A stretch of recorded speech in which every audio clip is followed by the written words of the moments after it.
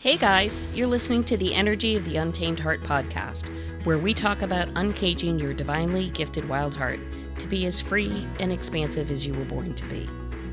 My goal is to use our stories, guest interviews, and your questions to tease out what has been keeping your wild heart under wraps. I'm your host, Mielle Fox, and together we will shatter the myths of our old stories to set our wild heart free. So thanks for choosing you and showing up today. Welcome back, my friends, to another adventure here on Energy of the Untamed Heart podcast. As you know, I have been interviewing my fellow co-authors for our book, Activating the Divine Human. And today I have the privilege of visiting with co-author Sue Rahmani. This is a collection of 11 women and our publisher and co-author, Atusa Racine, all together and discussing our life journey and how it has played forward in small narratives or vignettes for you, the reader, to see the possibility, to see the oneness and unification of all of us here in humanity in the collective. And so I'm so excited to have Sue come on. Her chapter is phenomenal. Her presentation is so heartwarming and pure and raw and beautiful. So without further ado, my dear Sue, welcome. Thank you so much, Mielle, for spending this time with me. I'm so privileged to be with you. It's Excited. wonderful. Yes.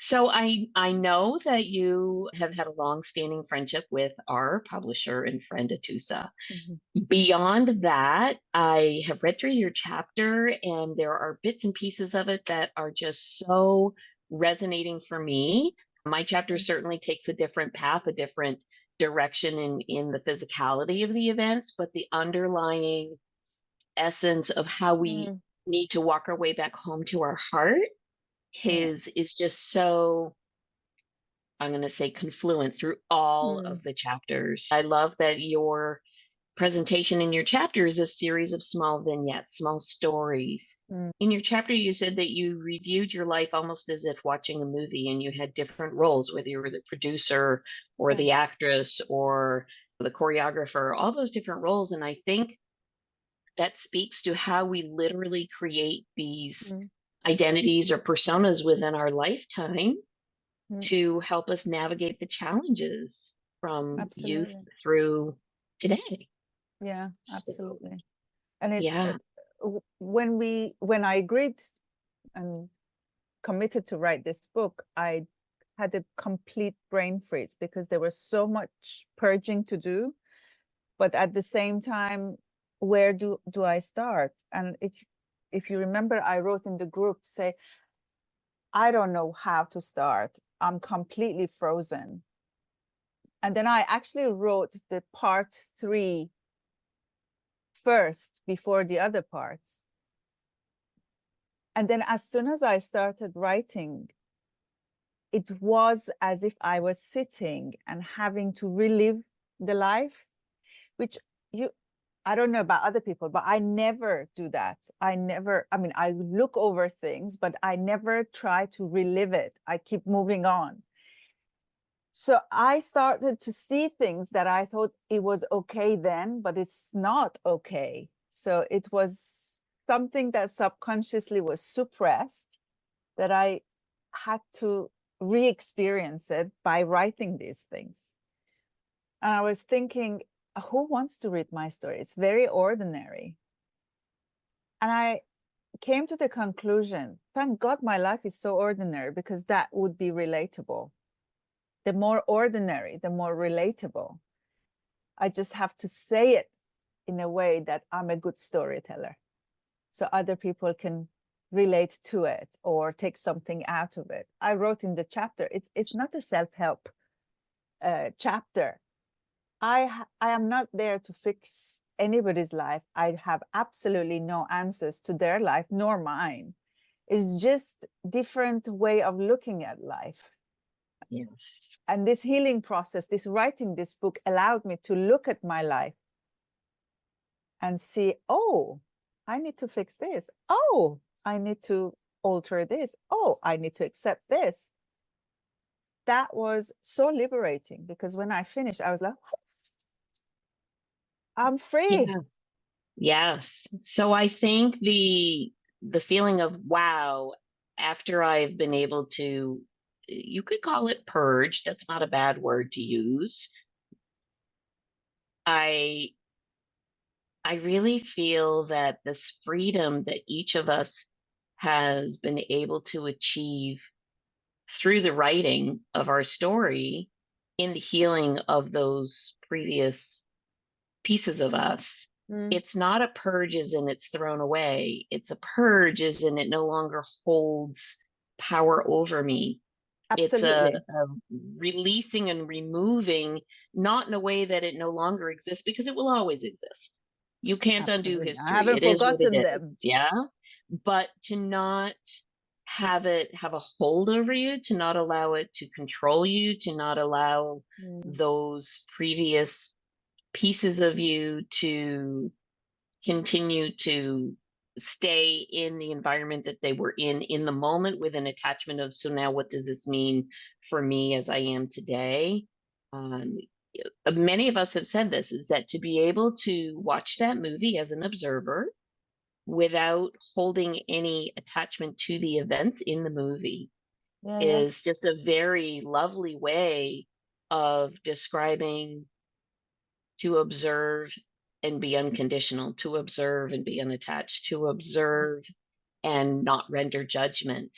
That portion of this process, I think, is the final liberation, to Yeah. realize you're here in your human experience. Yeah, that's not changing, that's not going away. That's what we're here for, but to not allow it to dictate how you choose to move through the world, Mm, and to let it control what you choose for yourself to experience the maximum amount of fulfillment and joy in your life.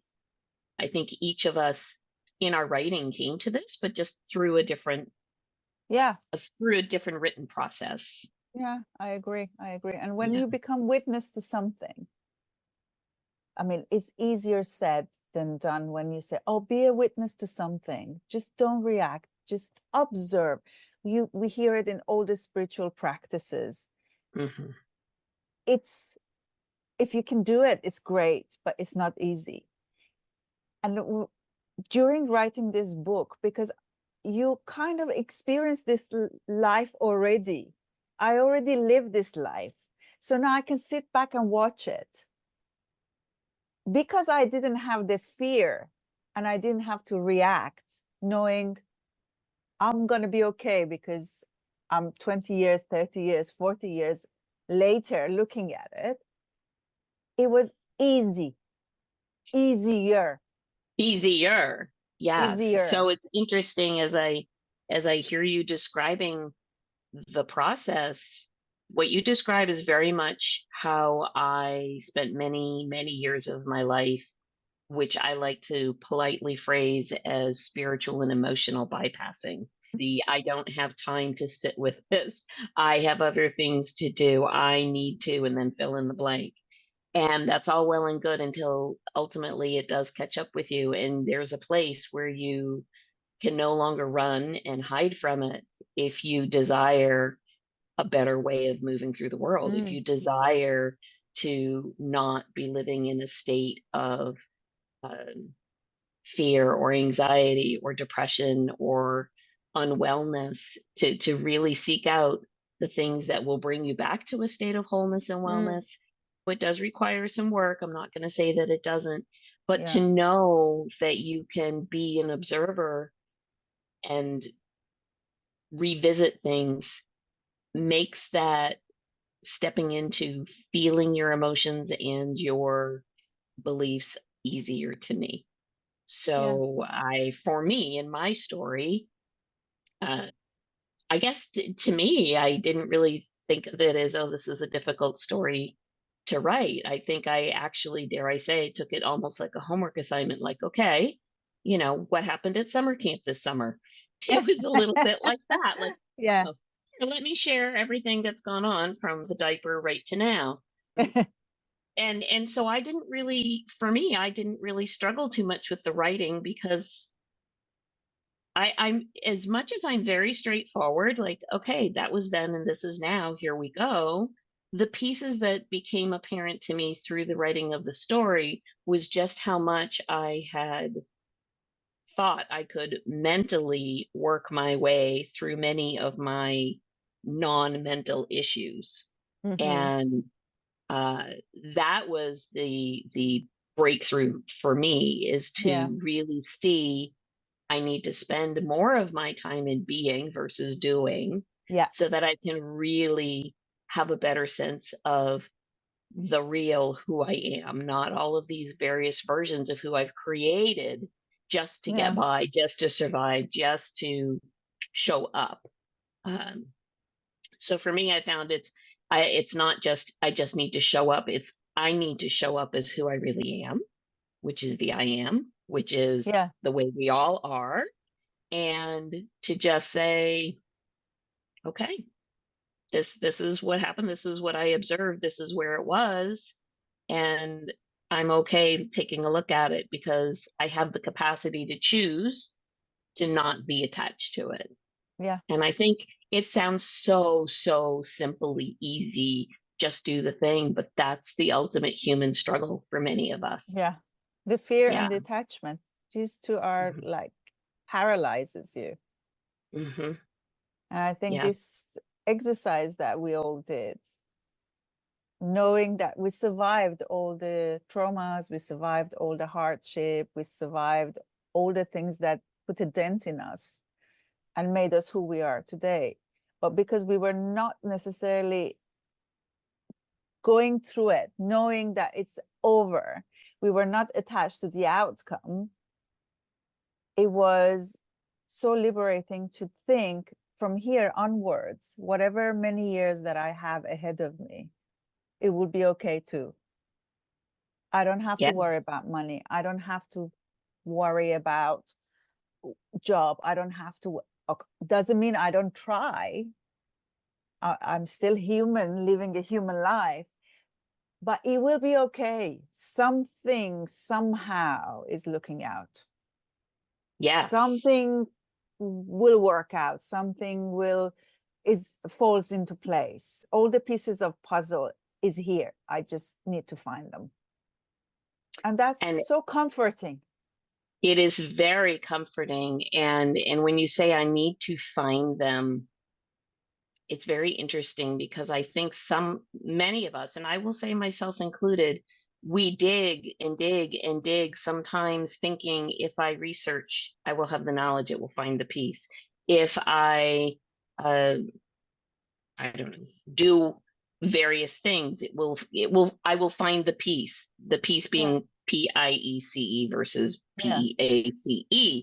Yeah. But the reality is, for me, and I only speak for myself, I don't speak for others, but for me, what I found is instead of me actively seeking that thing, I have found if I actually stop seeking and become more allowing, more open, less needing to put boundaries on what the thing may or may not be, when I can just be and be open to receiving, the pieces come to me versus Yes. me seeking them out. Yeah. But that sometimes, with my personality, my human personality, is a struggle. Mm. And I will say that because I have a tendency to spend a lot of time in my mind, a lot of time analyzing and thinking I can manage and control and move and maneuver. Mm. And I'm sure our guides in the universe are giggling, like, hee hee, she thinks she can control everything. Isn't that funny? Yeah. So when I True. finally go, all right, you guys, I get it. I get it. It's all good. Okay. I'll just calm down now. And you just bring me your breadcrumbs is when you're ready. And I Yeah. promise you, I'm not going to control that thing. And then you do it again, you do it again, you do it again until you finally reach that point where people call it, there's a lot of phrases, they'll say things like, oh, I gave up, or I gave the control, or Surrendered or I released, I surrendered, and we have these words that there's so much attachment to certain words. Like to me, I think some people think surrender means some kind of a loss. Like if you're in a discussion or an argument or a conversation and one person mm, surrenders, that's some kind of a win-lose thing. And I don't think that's really the meaning of the word surrender. I think the no. surrender means I am able to just receive with no judgment. I'm able to Yeah. be open to accept, to take on, I think without needing surrender to I think define. surrender for me means I am in peace, whatever the outcome. Yes. Yes. I'll take And it however it is. And that is the right thing for me. yes. And to believe and uh, not really allow yourself to say, well, it doesn't look like what I thought it should. And so now I need to control it, or now I need to change Mm, it, or now I need to, whatever that is. I think that's such a human event to really learn mm, how to be open to receive without a condition. I think takes a little bit of time. And what I really, really enjoyed through your chapter was that you actually not only shared your stories, but you also shared a variety of um, chant and modalities that have helped you yeah. through these different stories. And I certainly think everybody comes to it at their own way.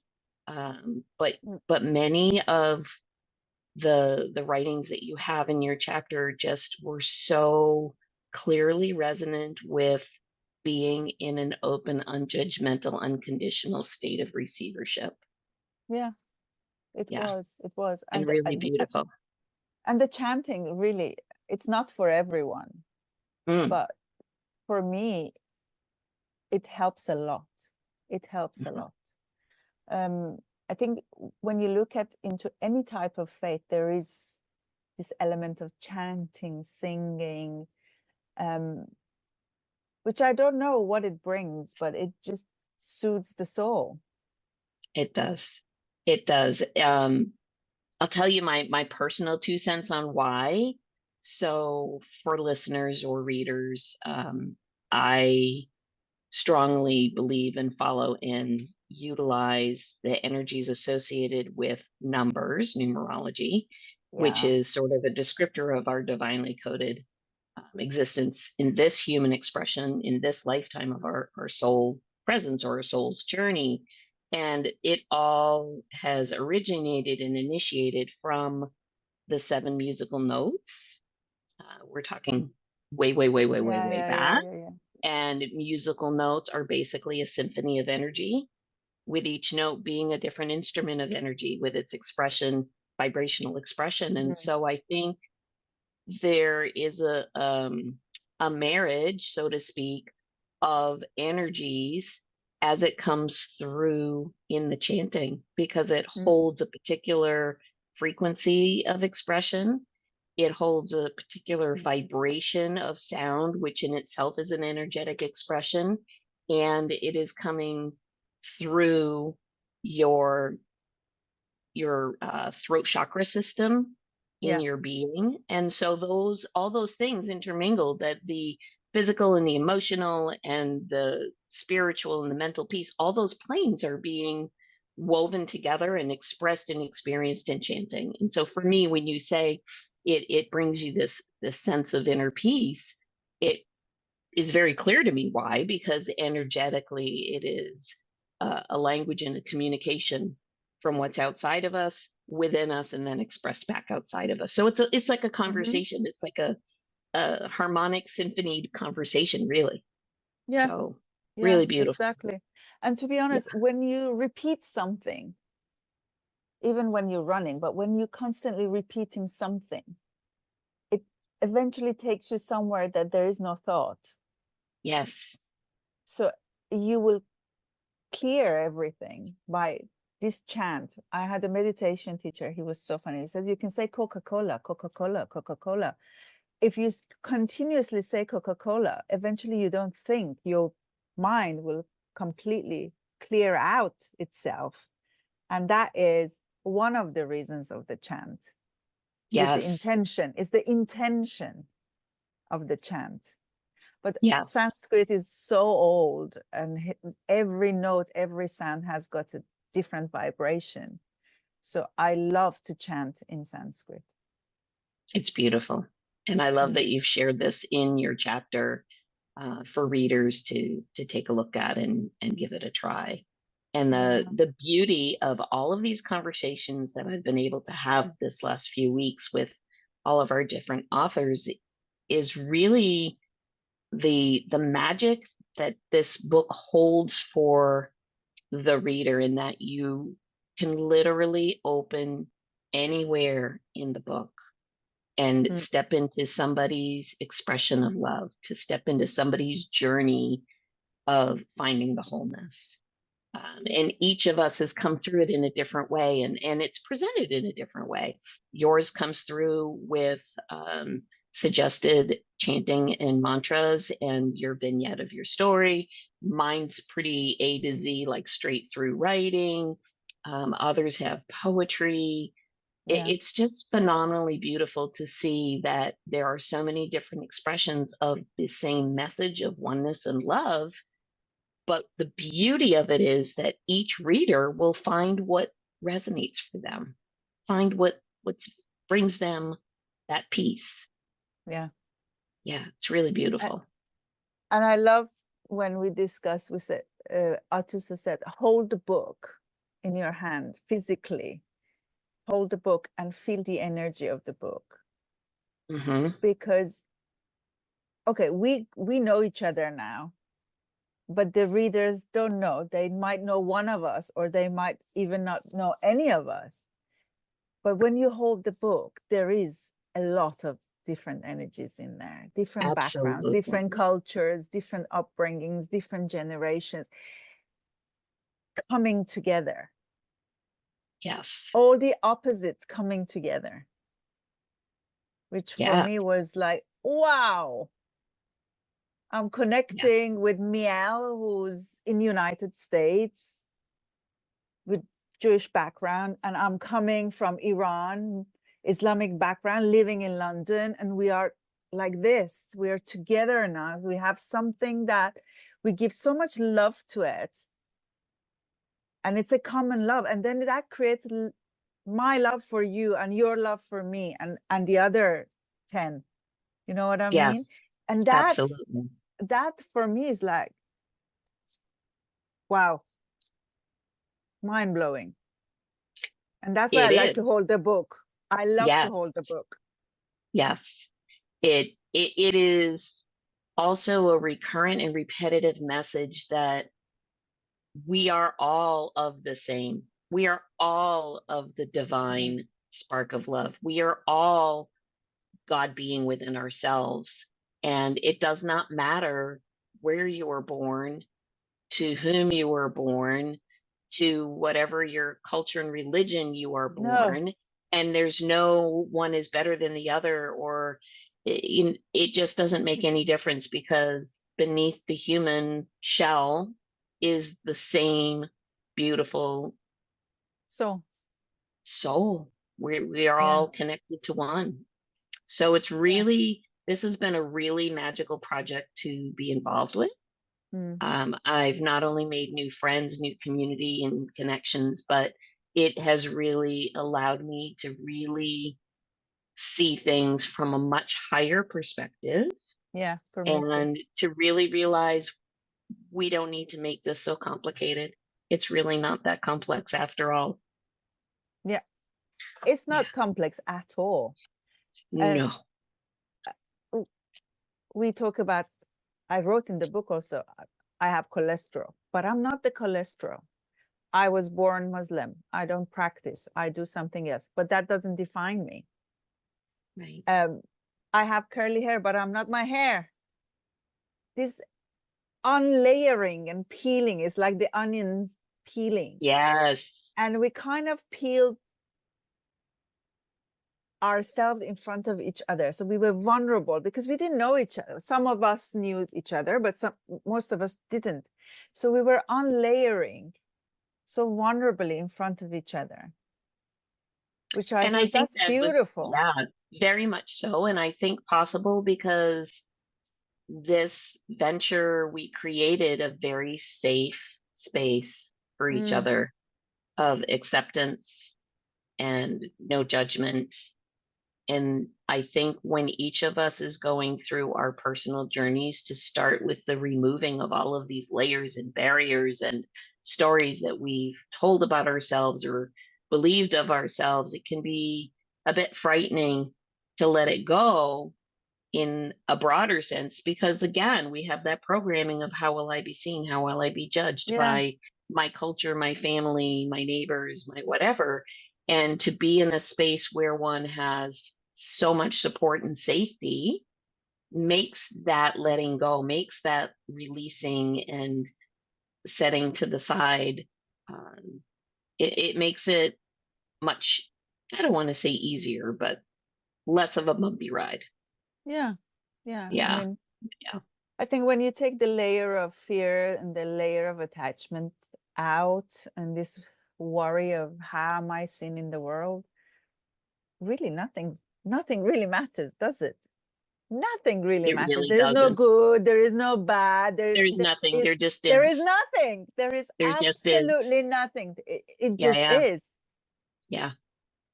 And isn't And that a relief in itself? You know, it yeah, takes so much pressure off to just say, well, okay, it just is. And all righty then.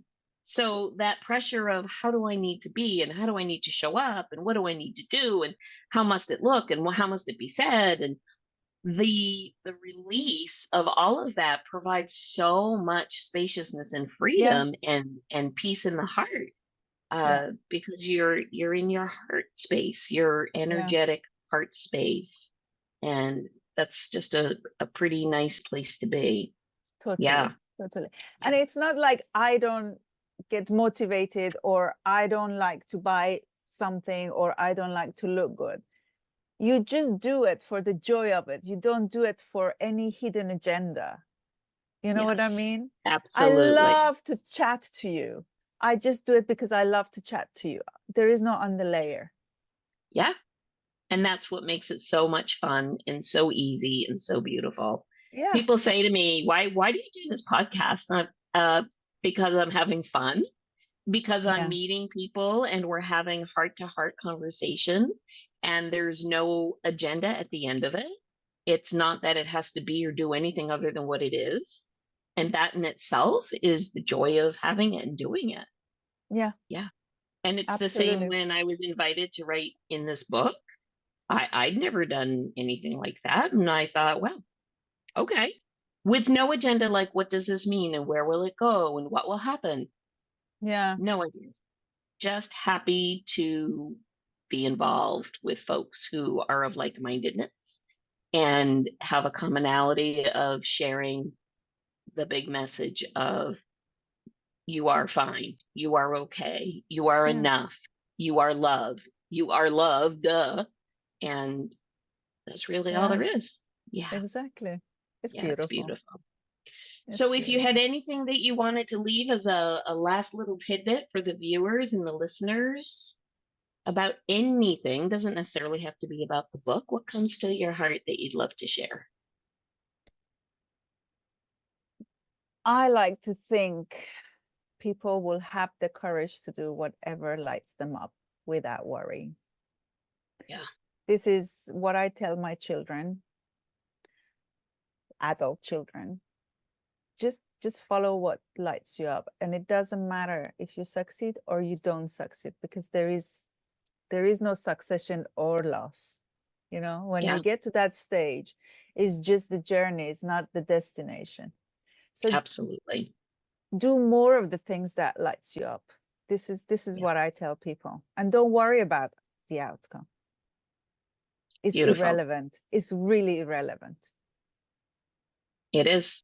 I think the whole purpose is our journey, not our destination. Our Yeah, destination exactly. is the same for all of us, quite frankly. Yes, So it truly is the journey. exactly. Yes. We lost a friend recently, and we wanted to, instead of sending flowers or cards and stuff like that, we wanted to do something nicer. So we decided to plant a tree. And we said, okay, this is a group of 4. So we each buy a tree. So 4 trees. And then my other friend, they said, no, because I don't want to think that one day we'll die. I said, darling, that is the reality that you cannot escape. You will die. Whether you buy the tree or don't buy the tree in your own memory, you will die. So this tree doesn't make, any difference. You will die. And she said, but I don't want to be, I'm a little bit superstitious. It's like welcoming death. I said, for me, it doesn't matter. But if you don't want to buy it, that's fine. But eventually, you're right. We all die. Everybody, yes. That is also part of the journey. That is the journey. That is the journey. It's a cycle. Yeah. So you eventually will end to the end of that cycle. And if you recycle again, that's another story. But you're right. We all go to one journey. Yes. And many paths that lead to the same end. Yeah. We just take different pathways to get there. And that in itself is the beauty of it. And that is also what I see expressed through this writing. Yes, so true. I really love that. Yes. So if people wanted to follow along and see what you do when you're not chanting or when you are chanting, where can they find you? I am on social media. So I have Instagram. I also have Facebook. And also I'm quite active on LinkedIn because that's where most my audience are, because I'm in learning and development. So I try to change a very old culture slowly with the help of the new generation. So I'm mainly there, so they can find me there as well. Beautiful. And thank you again for your chapter